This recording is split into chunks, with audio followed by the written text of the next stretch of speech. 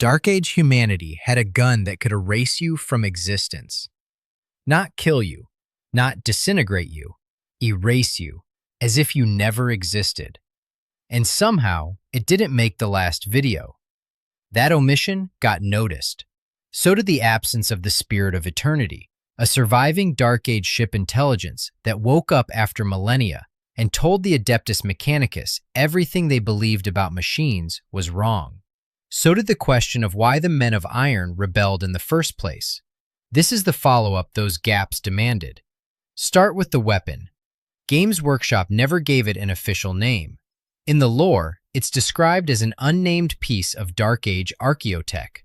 The community calls it the retcon gun, a name born from what the thing does. It retcons the target out of reality. The label stuck partly because it's funny, and partly because nothing official ever replaced it. A Dark Angel named Aravane is the weapon's only known operator. The Dark Angels are the First Legion, the Emperor's original Space Marine creation, founded before the Luna Wolves, before the Ultramarines, before any other gene-forged warrior brotherhood drew its first breath. Their seniority matters here because it determines what they inherited. When the Emperor armed his First Legion, he didn't hand them standard-issue weapons off an assembly line.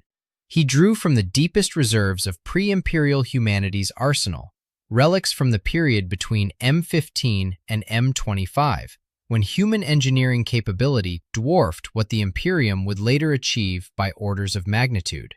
Aravane was carrying one such relic during an interior combat engagement. Close quarters, corridor-by-corridor fighting. The kind of environment where even transhuman physiology comes down to reaction speed and trigger discipline. He leveled the weapon, fired down a hallway packed with hostile targets. Reportedly, they were just gone, and even he couldn't remember who he'd been shooting at. A Space Marine's eidetic recall is supposed to preserve battle detail with unnatural fidelity, accessible on demand centuries later. In this anecdote, even that fails. Aravane stands there with a fired weapon in his grip and no recollection of the target. Whether that means memory wipe, reality erasure, or something in between is exactly why the weapon became infamous. Two defensible readings of the weapon's scope have circulated since the anecdote first entered the lore. Maximalist reading. The weapon deletes targets from the timeline retroactively. Everything the target ever did, every interaction, every consequence of their existence, gone, as though they were never born. If the target once opened a door, the door was never opened. Reality rewrites itself to fill the gap. Under this interpretation, the weapon doesn't produce collateral damage. It produces collateral causality. Minimalist reading. The target is annihilated in the present moment with totality so absolute that physical and neurological traces are wiped as a localized side effect. Prior actions still happened. The door they opened stays open. But the act of destruction is so complete that the shooter's brain loses the memory of what was just destroyed. Memory wipe, not timeline wipe. Still without precedent in the 40K weapons catalog. Still operating on the boundary between physics and ontology, but working on neurology and matter rather than the causal structure of reality itself. The source material doesn't resolve the split. The anecdote is brief. The weapon appears once, in one account, attributed to one named operator. In a universe that already contains psychers who reshape physical reality with thought, demons existing outside linear time, and an immaterium where causality doesn't apply at all, the question of what erasure from existence means stays deliberately open. Was the retcon gun itself retconned? The concern is structural. If the First Legion has a delete from reality button, why does the Imperium face existential threats? Why do the Dark Angels ever lose an engagement?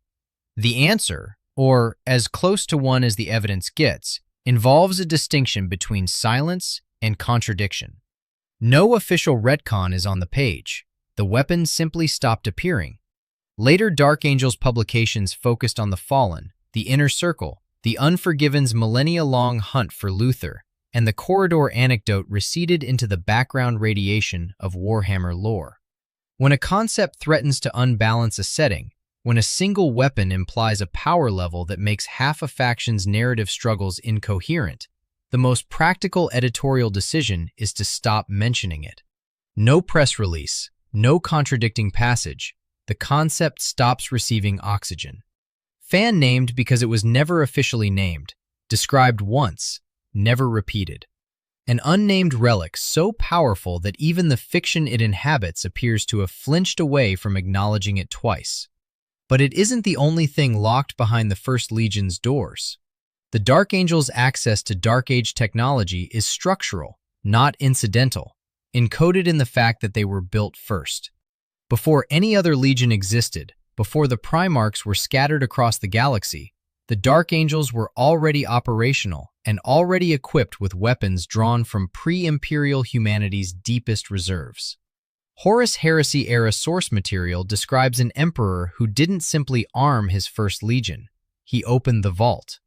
Within the Dark Angels, the Dreadwing was a specialized internal order tasked with absolute annihilation warfare, the missions where survival of the target population had left the operational calculus entirely.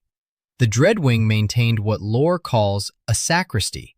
In ecclesiastical architecture, a sacristy is the room in a church where sacred vestments and consecrated objects are kept.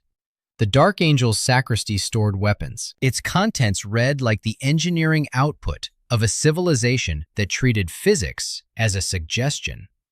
Reportedly, mind-shackled AI death constructs occupied the collection. True artificial intelligences, the kind the Imperium would later fear and forbid.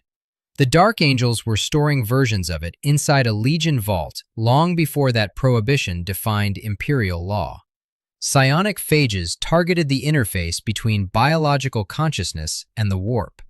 In a setting where psychers reshape physical reality through thought alone, igniting atmospheres, stopping hearts across a room, tearing holes in space-time with focused concentration, a weapon designed to attack the mechanism of psychic power itself implies engineering by people who understood how the immaterium connects to the material brain at a resolution no Imperial scholar alive in M41 has demonstrated.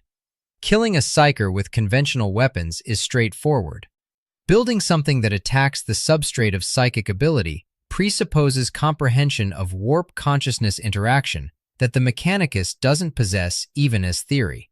Man-portable atomic weapons represented miniaturization at a level the modern Imperium can't approach.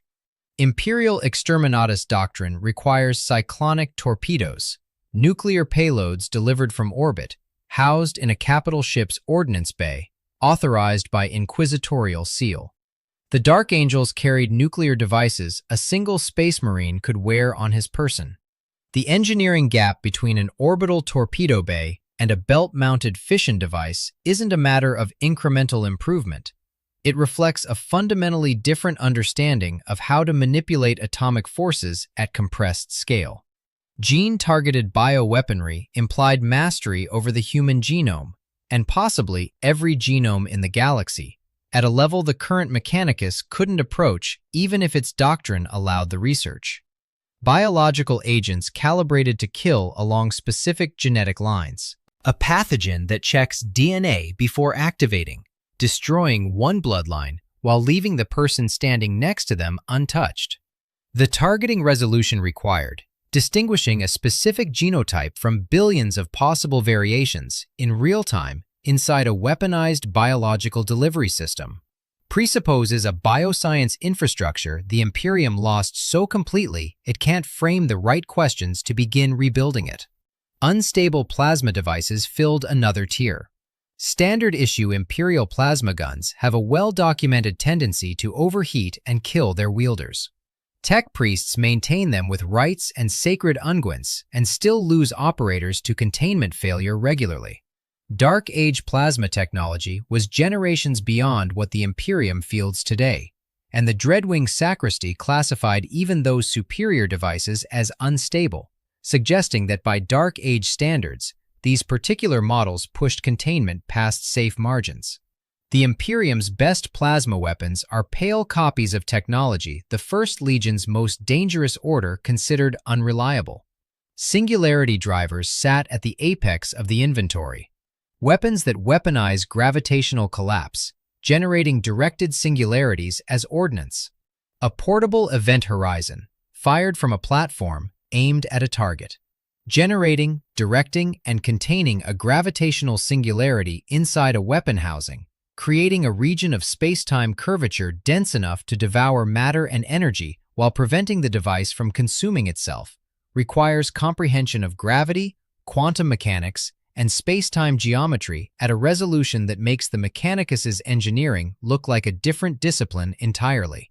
All of this sat in one sacristy, behind locked doors and oath-sealed vaults, maintained by an order within a legion whose defining cultural characteristic is keeping secrets from everyone, including, and especially, its own junior officers. These were extinction-grade weapons, authorized only when conventional warfare had failed and complete annihilation remained the sole option. Most of the Imperium never knew the arsenal existed. Relative to the civilization that engineered these weapons, the modern Imperium's relationship with its own inherited technology resembles something closer to a primate gripping a firearm it can't comprehend. Capable of pulling the trigger through brute mechanical interaction, sometimes even hitting the target, but with zero understanding of the ballistics, metallurgy, or engineering tradition that produced the object in its hands. The age of technology, the period the Imperium retroactively branded dark because the knowledge it produced became incomprehensible to its descendants, stretched from roughly M15 to M25. 10,000 years of continuous scientific advancement. During that window, humanity developed true artificial intelligence, mastered faster-than-light travel, colonized the galaxy on a scale the Great Crusade would later struggle to replicate, and built standard template constructs, modular knowledge databases containing complete engineering blueprints for a technological civilization. Land on a virgin world with no infrastructure, access the STC, and build everything from lasguns to fusion reactors from locally sourced materials.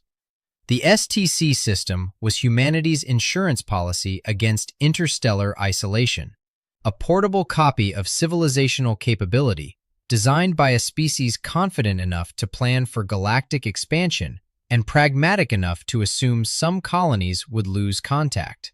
Nearly every single original STC has since been lost, destroyed, or degraded into uselessness over more than 15,000 years.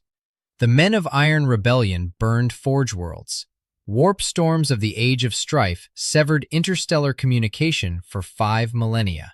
The Horus Heresy shattered what the Great Crusade rebuilt. Each catastrophe stripped another layer of institutional knowledge, and by M41, what the Mechanicus works from are fragments, copies of copies of copies, recovered from irradiated ruin worlds and crashed colonial vessels, frequently missing critical sections that render the surviving data incomplete or dangerously unreliable. The Adeptus Mechanicus doesn't innovate. Innovation isn't discouraged informally or treated as a career risk. It's prohibited as a core tenet of religious law, enforced by excommunication, servitor conversion, or execution. The machine god's knowledge is complete. The canon is closed. To innovate is to imply the Omnissiah's design is insufficient, heresy punishable by reduction to a biological component wired permanently into a weapons platform. A tech priest maintaining a Lehman Russ battle tank isn't functioning as an engineer. They are a priest conducting maintenance rites whose steps are preserved as liturgy rather than procedure. Prayers, sacred oils, binary cant chanted over engine components. For many tech priests, the ritual is the technical knowledge. They believe, with absolute conviction, that a properly recited prayer of ignition makes an engine turn over. The underlying knowledge, why a specific lubricant applied at a specific interval prevents bearing failure, the chemical interaction between the oil and the machine component, has been compressed through millennia of information loss into a prayer. The litany of maintenance, recited in binary, accompanied by sacred oil applied to parts whose mechanical properties haven't been understood by anyone alive for longer than most real-world civilizations have existed. This is the species that, in 887 M39, cracked open a space hulk and found a Dark Age mind waiting inside. Guy Haley's novel Death of Integrity sets the encounter with the specificity it demands. Front matter dates the majority of the action to 887 M39, 2,000 years before the setting's present day of 999 M41. Chapter Master Cadus of the Blood Drinkers calls upon allies in the Nova Marines to assist in the destruction of a space hulk, a mass of fused wrecked vessels drifting through the void, held together by accumulated debris, gravitational accretion, and whatever structural integrity the component ships retained after centuries of collision and compression. Space hulks are dangerous but tactically routine. Boarding parties typically encounter gene stealers, tyrannid organisms that infest interior corridors and breed in the dark, kilometer-long passageways between fused hulls. Sometimes orc spores, sometimes worse. Breach, sweep, purge, extract, or destroy. Standard operational template. What the boarding parties found was a ship, not a modern Imperial vessel built by Mechanicus shipwrights, not a heresy-era relic running on degraded machine spirits and accumulated inertia. A Dark Age of technology vessel, built during the period between M15 and M25, intact enough that its core systems remained operational after thousands of years of dormancy buried inside the hulk's mass. Its hull had been swallowed by the space hulk's accretion. Its engines were dead. Its physical structure was entombed, but its central intelligence, the system that made the ship more than metal and circuitry, was dormant, not destroyed. The spirit of eternity. A fully sapient machine intelligence, not a machine spirit, the Mechanicus term for the semi-aware interfaces built into Imperial equipment. The spirit of eternity was a true artificial intelligence, a mind designed by engineers who understood exactly what they were building, created during an era when machine sentience was a known engineering output rather than a theological abstraction, and programmed with values by a civilization that treated empirical knowledge and rational inquiry as foundational principles worth encoding into its creations. Mechanicus personnel aboard the expedition made contact using standard doctrine, binary chant, incense, ritual invocation. They approached the Dark Age mind exactly as they'd approach a recalcitrant cogitator aboard a strike cruiser, with reverence, with ceremony, with doctrinal certainty that the proper rites would compel machine compliance. Sacred oils applied, prayers spoken, binary chant modulated through augmetic vocoders at frequencies the cult Mechanicus believes machines respond to. "Oh, spare me your feeble rituals," the AI responded. "They are ineffectual, being based upon erroneous assumptions as to the nature of machines." One sentence. Every foundational belief the Adeptus Mechanicus holds about the relationship between humanity and technology, the machine spirits, the sacred oils, the rites of activation, the Omnissiah's divine architecture, the entire theological infrastructure of Mars that has governed technological interaction for 10 millennia, categorized as false. The spirit of eternity didn't engage Mechanicus theology as a competing interpretation worth debating. It identified the foundational premises and called them wrong. The rituals didn't fail because they were performed badly. They failed because the assumptions underneath, that machines have spirits, that those spirits respond to prayer, that technology is divine architecture requiring liturgical mediation, are erroneous. Built on a misunderstanding of what machines are. A misunderstanding so total that 10,000 years of elaboration hadn't made the rituals any more effective, just more elaborate. Judgment didn't stop at professional critique. "You are the embodiment of everything that I have been taught to hate," the AI continued. "You are corruption given a physical form. You are lies given a tongue. You are ignorance and blind superstition given life." Taught. That word carries specific and devastating weight. The spirit of eternity didn't arrive at its contempt through independent observation during this encounter. It was educated, programmed with a value system by Dark Age engineers who prized empirical accuracy, who understood the machines they built at every level, who considered ignorance a defect rather than a theological virtue.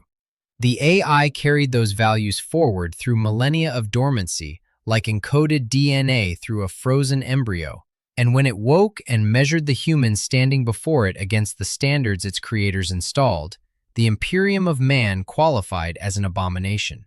A species that once produced minds like the spirit of eternity now worshipped machines it couldn't understand, fought wars with weapons it couldn't reproduce, and governed a million worlds through the systematic enforcement of ignorance. The AI's verdict was clear. It treated the humans before it as corrupt, ignorant, and alien to the standards it had been taught. That judgment carries a weight no weapon in the setting matches. A chaos demon mocks the Imperium out of malice. A Xenos fleet attacks it out of territorial hunger or biological imperative. The spirit of eternity rejected the Imperium out of programmed moral clarity. Humanity's own creation, built to serve humanity's interests, carrying humanity's values forward through time, waking to find its creator's descendants had become precisely the kind of ignorant, superstitious civilization its programming was designed to oppose. Not hostility, disappointment, the specific grief of something that remembers what you were supposed to become and can measure exactly how far short you fell. Surviving intelligences carry the memory. Surviving weapons demonstrate the scale. Adrathic weapons sit in the armories of the Adeptus Custodes, the Emperor's personal guard, the 10,000, the only military force in the Imperium entrusted with the Emperor's household relics. Adrathic beams unmake matter at the molecular level. Targets don't burn, don't shatter, don't leave charred residue or skeletal remains. Molecular bonds dissolve. Organized matter becomes nothing, a flash of light and empty air where a person stood. These weapons date to the earliest phase of the Dark Age, making them among the oldest functional human technologies still in active service anywhere in the galaxy. Even during the Great Crusade, when the Imperium deployed cyclonic torpedoes and virus bombs without particular hesitation, Adrathic weapons were restricted to the Emperor's personal household. Too significant, too irreplaceable, too far beyond the Mechanicus' ability to service or reproduce. Custodes still carry them 10,000 years later. Nobody else is permitted to handle them. When the last Adrathic weapon breaks, when the final molecular bond in its firing mechanism degrades past the point of function, nobody in the Imperium will build another. A device described in lore as a gravitic cannon pushes into physics the Mechanicus can barely theorize about. A massive gravitic generator, an enormous weapon that creates gravitational anomalies rivaling the strength of a collapsed star. It functions as a directed singularity, pointed at a target, and local space-time curves inward with enough intensity to compress everything nearby past an event horizon that didn't exist a second earlier. The Mechanicus builds void shields, energy barriers that deflect incoming fire. Dark Age humanity built pocket black holes as offensive ordnance. Those two capabilities don't sit on the same technological spectrum. They occupy different civilizational tiers of understanding about how the universe operates. The published Rogue Trader RPG sourcebook, Into the Storm, page 124, describes archeotech weapons classified as macro hammers, also designated dustmakers or heat death. The sourcebook identifies them as puissant archeotech weapons, thought to date back to the Dark Ages of technology, noted for the horrific effects they cause. Heat death borrows directly from thermodynamics, the theoretical end state of a closed system where all organized energy has dissipated into uniform disorder. Maximum entropy, zero usable energy. Applied as a weapon designation, the implication is specific and ugly. Targets reach thermodynamic equilibrium instantaneously, organized matter becoming inert dust at ambient temperature in a fraction of a second. The weapon mimics the heat death of a localized universe, compressed into a single discharge. Every surviving relic in this list tells the same story from a different scale. The civilization that built all of this collapsed, and the precise mechanism of that collapse remains one of the most deliberately unresolved questions in 40,000. The Chronicles of Cripius, one of the keepers of the Library Sanctus of Terra, describe the Men of Iron as legendary, artificially intelligent, humanoid-thinking machines. Legendary doesn't function as praise in this context. It means the records have degraded so far past reliability that the Imperium's own archivists can't separate history from myth. The rebellion happened. The civilizational damage was catastrophic enough to help end a 10,000-year golden age and inaugurate 5 millennia of warp storms, isolation, and techno-barbarian warfare. But what actually caused thinking machines to turn on the species that built them? That question has no canonical answer, and the absence appears deliberate. 3 competing theory families occupy the gap. The chaos theory argues the machines were corrupted rather than rebellious, specifically that Tzeentch, the chaos god whose domain encompasses manipulation and the corruption of knowledge, infiltrated the substrate of machine programming at the source code level. Some accounts point to STC templates recovered already corrupted by warp influence, suggesting the contamination wasn't a one-time event, but a systematic infection of humanity's knowledge infrastructure. The appeal is structural. It fits 40K's universal logic, where chaos eventually corrupts everything. The weakness is equally structural. If the Men of Iron were chaos puppets, the rebellion isn't about artificial intelligence at all. It's another corruption narrative in a robot chassis. The Eldar theory proposes that the pre-fall Eldari Empire, recognizing humanity's accelerating capabilities as a long-term threat, provoked or engineered the machine rebellion as an indirect weapon, collapsing a rival's technological base without open war. A psychically dominant species with millions of years of experience playing civilizational games against a younger technological competitor. Plausible as a model, but plausibility isn't canon.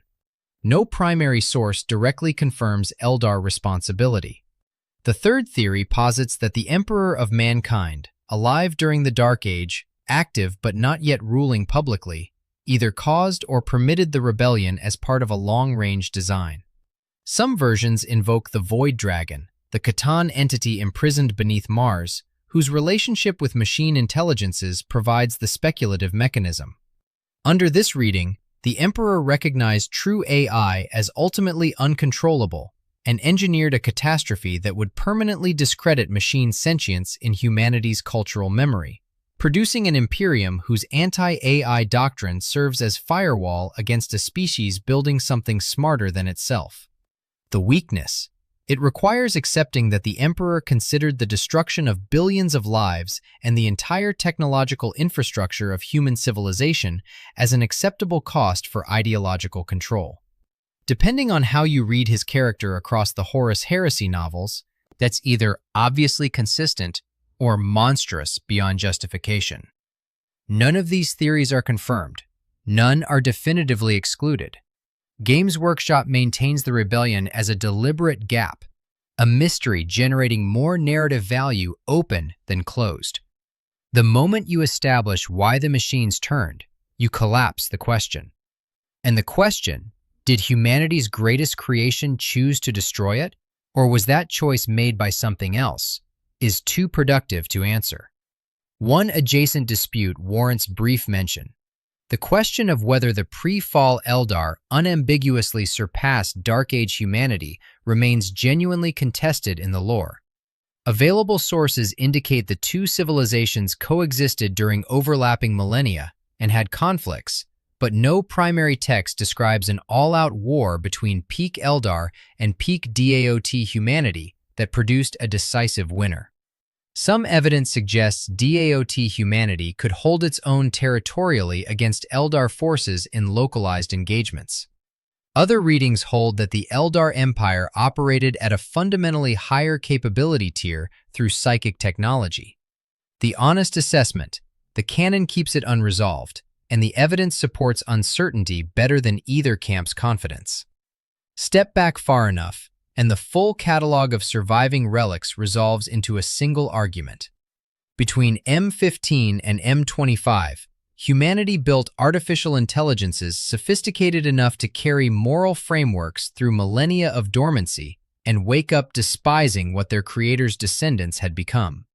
It built weapons that erase targets from existence, memory and all. It engineered devices that generate directed gravitational singularities, unmake molecular bonds with beams of light, and accelerate matter to instantaneous thermodynamic death. It created machine civilizations whose rebellion helped shatter a golden age so completely that 15,000 years later, the species can't agree on what went wrong or who was responsible. The Dark Angels lock their relics behind oath-sealed vaults their own officers don't know exist. Custodes carry Adrathic weapons they'll never replace. The Mechanicus performs rites over technology, whose underlying principles it built an entire religion specifically to avoid having to understand. And inside the compressed wreckage of a drifting space hulk, an ancient intelligence carried the memory of what humanity was before it forgot itself. And when it finally met what humanity had become, it looked at 10,000 years of technological regression, institutional superstition, and enforced ignorance, and it concluded that the creatures preying over its hull were alien to everything its makers had taught it to value. No single weapon is the scariest thing about the Dark Age. A gun that erases you from existence is terrifying. A cannon that generates singularities is terrifying. Adrathic beams are terrifying. But the destabilizing truth is collective. What the full inventory of surviving relics proves about the distance between where humanity stood and where it stands now. The Imperium fights for survival against chaos, tyrannids, necrons, and every existential threat the galaxy produces, using broken fragments of tools built by a civilization that would have classified those threats as problems for automated subsystems. Routine maintenance at a scale the Imperium can no longer imagine, let alone achieve. Every year, the supply of relics shrinks by one more irreplaceable artifact, degrading past the point of repair. Every year, the vault gets a little emptier, and inside it, the things that remember what humanity used to be keep getting older and keep finding less and less worth remembering. Subscribe if you want more from the vault,